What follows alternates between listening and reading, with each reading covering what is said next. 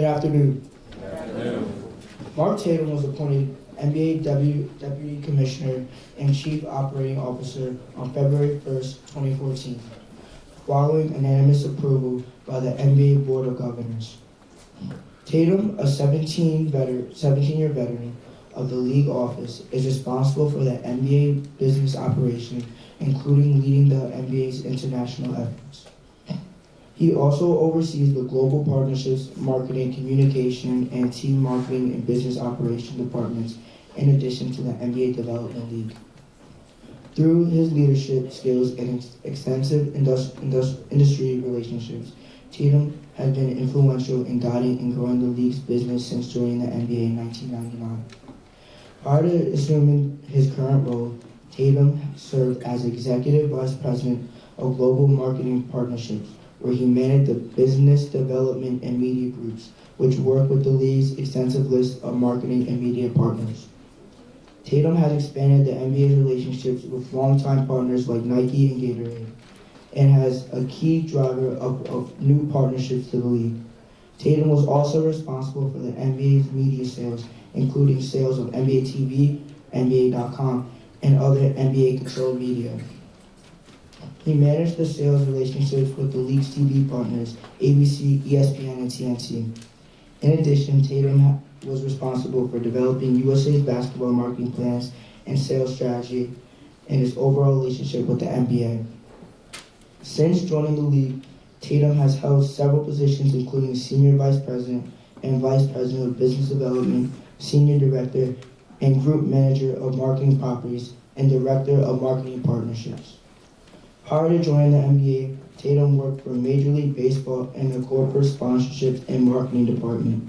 Tatum has also worked for the Clorox Company as Regional Sales Manager, where he was responsible for Northeast sales.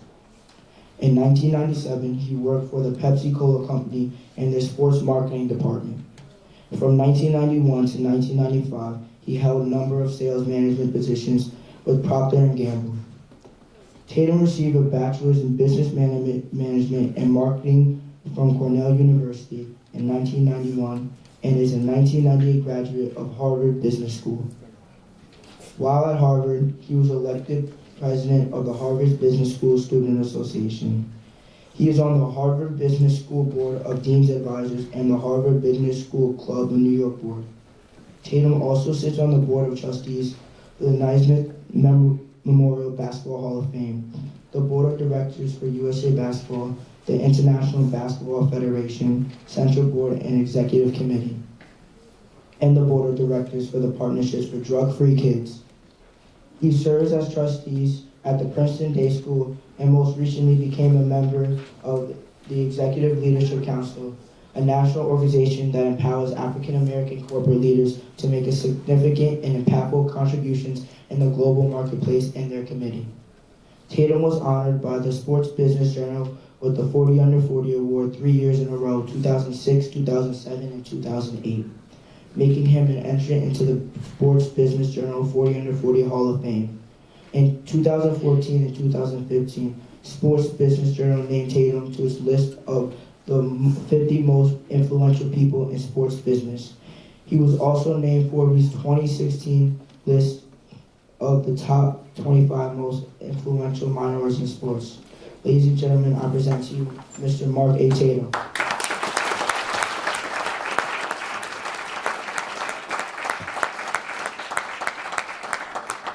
Isaiah, thank you so much for that wonderful introduction. I'm going to have to shorten that because I think that was longer than my speeches. I apologize for the long introduction.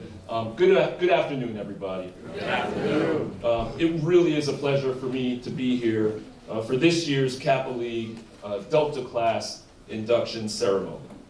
I was fortunate enough to run into my SANS, my fraternity brother, Pierre Oscar, at a Brooklyn Tech event back in the fall. And he shared with me the award-winning work that the New Rochelle White Plains Alumni Chapter was doing, specifically with the Kappa League. So when he and Polmark Tony Morgan reached out to me and asked me to address this group, I was humbled and honored, and I eagerly accepted the opportunity to come here and see what they were bragging about. What the Kappa League aspires to do is help you young men do several different things, and you've heard some of that. One is grow and develop your leadership talents. The second is set audacious goals and help you lay out a roadmap and a plan for you to figure out how to achieve those. And then the third thing is to really understand the importance of giving back to your community. I'm going to talk a little bit more about these and how I see them come to life through my own personal journey and some of the lessons and observations that I've had as I went from a young boy, the same age as many of you, to where I am today. The brothers of this chapter are investing their time, their energy in young men like you because you all are our future leaders. You all are our future commissioners. You're our future CEOs. You're our future doctors, lawyers. You're our future senators, scientists, community leaders, and you are our future presidents of this country. We need you to lead, and we need you to be successful so that you can have a positive and long-lasting effect and influence on our society. And today we need you all more than ever. This program is designed to give you the skills required to achieve success in whatever field of endeavor you choose. And I would encourage all of you to take full advantage of the opportunity of the resources that this will give you in the future. I want to go back to those aspirations that I talked about and show you why some of those things were so important to me along my journey, share some of the lessons, share some of the observations that I have, and hopefully some of those things will resonate with you. The first thing is grow and develop your leadership talent. I would say one of the keys to my success has been education. Education was really essential to my growth and development. It not only gave me a fundamental set of skills, but it gave me access to do things I would not have otherwise had the opportunity to do. And it gave me a set of credentials that we often need in order to be considered for things that we otherwise wouldn't be considered for. Let me tell you about my parents. My parents, they didn't go to college. My dad grew up in Jamaica. He's black. He came to the States when he was a teenager. He joined the United States Air Force. He went to Vietnam and fought in the war. He met my mother over there. He fell in love, he got married, and he had me. So I was born in Vung Tau, Vietnam, a long ways from here. But he brought us back. And to this day, they're actually still married and they still live in Brooklyn, New York.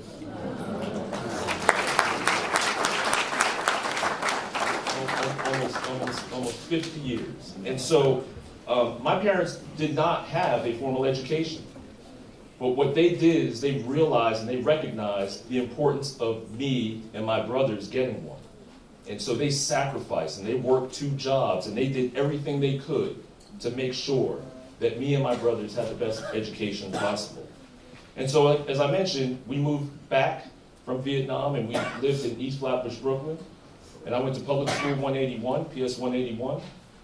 And at the time in our neighborhood, the junior high school was Walt Whitman Junior High School.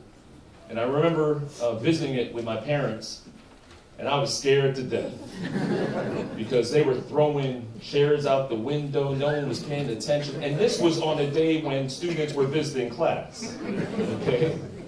So that was the best behavior from the students in class. And my parents were petrified, as was I. And what happened is something that was fortuitous, but there happened to be this program where a school in Bensonhurst, a junior high school called Edward B. Shallow, had sent out, and they were looking to diversify their school and diversify their community. That was an all-Italian white neighborhood in Bensonhurst back in the late 70s, early 80s. And so I got this form in the 5th grade. I brought it home, and my parents filled it out. They didn't know much about the school, but they said, it's got to be better than where you're going to be going. And I ended up getting in. I ended up taking with a cohort of me and other colleagues from our neighborhood. And we used to commute every day, take 3 buses to get to junior high school. So when I was, again, about some of your ages, when I was 11 years old, I would take the B8 to the B23 to the B35, okay? And that's how I got to junior high school. In the cold, in the rain, in the sleet, but we built a bond. And many a day, me and the other 6 or 7 kids from our neighborhood, we had to run back to the bus stop after school because we weren't always so welcome in that school, okay? But we made it through. And what that did, and what that education did, is it prepared me for getting into Brooklyn Technical High School, a specialized high school in New York City. At the time, it was 1 of 3. Today, there are more than that. But it prepared me for that. And then after that, Brooklyn Tech prepared me to go to Cornell University and get into Cornell University. Cornell University prepared me to go get a job at Procter & Gamble, which then prepared me to get a job at Clorox, which gave me the experience needed to go back and get my MBA at Harvard Business School, okay? Which then gave me the opportunity to work for Pepsi and for Major League Baseball and for the last almost 20 years, the National Basketball Association, a truly dream job. But it was that decision that was made when I was 11 years old, and the sacrifice and the wherewithal and the foresight of my parents, who knew that they had to do everything and I had to do everything to get the best education possible and available, okay? And that I had to do well in school. And they told me, you have one job. Your job is to do well in school, because they knew that that was my opportunity to grow and to do better than what they had done. So focus on your education. Always opt for the best education available to you, and do what it takes to get it. And when you get it, make sure you take full advantage of the opportunity. The other thing I said is the importance of education outside of the classroom, okay? And that's the second part that we talk about is leadership skills. And I love seeing the officers here. I love seeing the role that you all are taking in this Kappa League, because that is leadership. Those are the lessons that will stay with you forever. And when you're in school, when you're in your communities, look for those leadership opportunities. Look for opportunities to make a difference in whatever organization you are a part of. Look for things and opportunities where you say, this isn't being done right, we can do it better. Or why aren't we doing this? Question things. Okay, those leadership opportunities will present themselves to you, and you be proactive about seeking those things out. Okay, and those skills will stay with you for a long time. The second thing is, set audacious goals and have a roadmap for how to get there, right? The Kappa League aspires to ensure that everyone in here sets really big goals, all right? Success, as one of the brothers said earlier, is a given. That's not what we're looking for here. That's a given. That's going to happen. But what we want you to do, what I want you to do, is think really, really big. When I was your age, I didn't think big enough. I didn't dream big enough. Okay, I limited myself, and others tried to place limits on me. When I was your age, I thought there was no way that there would be a black president of the United States of America. No way. Okay, and many of you don't know a world where there hasn't been, right? And so that is something where, at the time, I had no idea. You have to open your mind. You have to dream really, really big. Let me tell you, and don't let anybody else tell you you can't achieve what you want. My mother, I mentioned one of her jobs, she was a janitor at Automotive High School. And when she talked to the guidance counselor at Automotive High School, and she told that the guidance counselor about her son, and I was getting ready to apply to college, and she said, oh, where's he looking to go? And my mother said he's looking to go to Cornell. Oh, he shouldn't apply there. He'll never get in there. He'll never get in there, okay? I got in, right? If I had listened to her, if my mom had listened to her and said, oh, I spoke to such and such guidance counselor, and she said we shouldn't even waste our time. It's going to cost us the application fee. Why should we do that? My mom disregarded that and did not let her or anybody else put limits on me. Okay?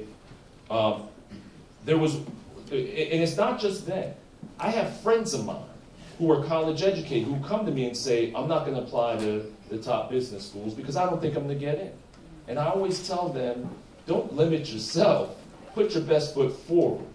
If someone else is going to make the decision that you're not going to be able to get in, let them make that decision. But don't opt out, okay, because you don't think you can do it. You can do anything you want to do, okay? When I was then looking to get a job in sports marketing, Again, I didn't think big enough. This was 25 years ago when I started thinking about this. And my dream then was if I could get a job, if I could get a job as a VP of sponsorship, I'd be done. And today, I'm one of the highest ranking minorities in all of sports, the Deputy Commissioner of the NBA. I never thought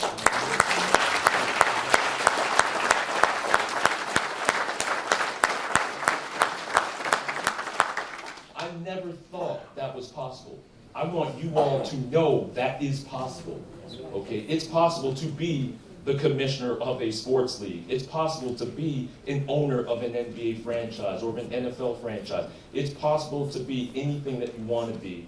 You just have to dream it. And I just encourage you all to, don't dream here. Dream really, really big. You also have to have a plan.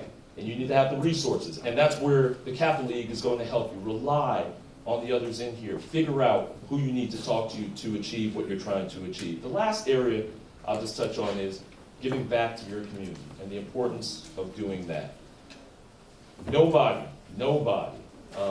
in this room succeeds and is successful without the help of many, many others. There are some brothers that I went to college here who've known me for over 30 years. And I remember one of the things that inspired me to want to pledge Kappa Alpha Psi at Cornell was his brother Kevin Holcomb, who's standing over to the right here, one of the premier OBGYNs in the country.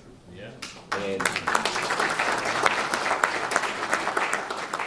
And as a freshman, when I walked into Day Hall, which is kind of like this main hall, which is where the admissions office was, is where all the students would come in and the potential admits, I was a pre-med student.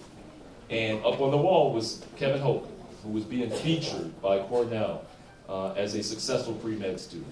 And I was so impressed by that. And then I found out he was a member of Kappa Alpha Psi, found out more about the fraternity, but it was because of Kevin that inspired me. When my first job out of Cornell was at Procter & Gamble. They have a rigorous interview process. We had a chapter brother, Derek Ross, who actually worked at Procter & Gamble.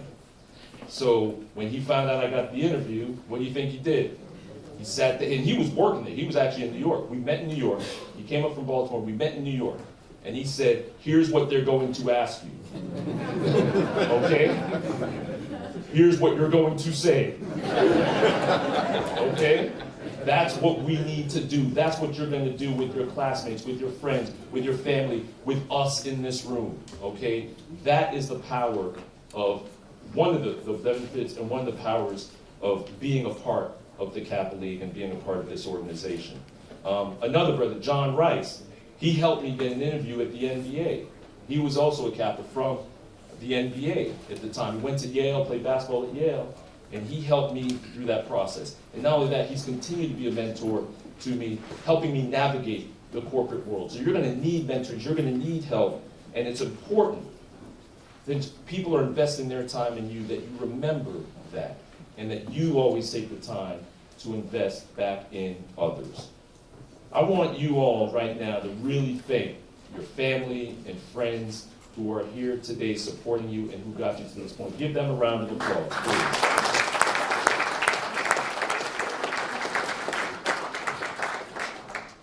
We have big expectations for you all, but we know that you all are up to the challenge. We're going to prepare you, we're going to invest in you, and I look forward to seeing all of the wonderful things that you young men are going to do to make a difference in our society. Congratulations on your induction into the Kappa League, and I wish you all the best of luck on your continued journey. Thank you very much.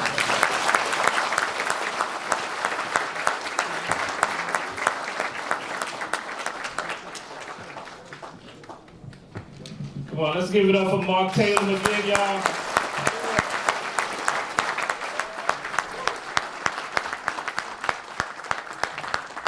As Mark stated, we share two fraternities together because Brooklyn Tech is like another fraternity as well. We look out for each other the same way, but as he stated, we were at a function. We kept in touch over the years. 30 years ago, I had the pleasure in our quest to become members of Kappa Alpha Psi. We spent a weekend together, and I have some of my sons that were there. 88, Steve, Jeff, Mike, and that's when we met this brother right here. We weren't members yet. We took a journey to Hofstra, and that's all we can say. I didn't have to say it. And he was by himself. So from day one, he said, yo, y'all got me, right? He's like, we got you, Mark, we got you. So I was so happy just not to be the only one playing. So over the years, we kept in touch, and I of course followed his path and his journey, and we connected a few times. And when I saw him at the Brooklyn Tech function, I said, hey, we're just in the process of thinking about a keynote speaker. Are you available? He said, I'm gonna just double check my schedule, but hey, I'm almost sure I can do it. And the next day, he texted us like, yo, I'm in, I'm all in.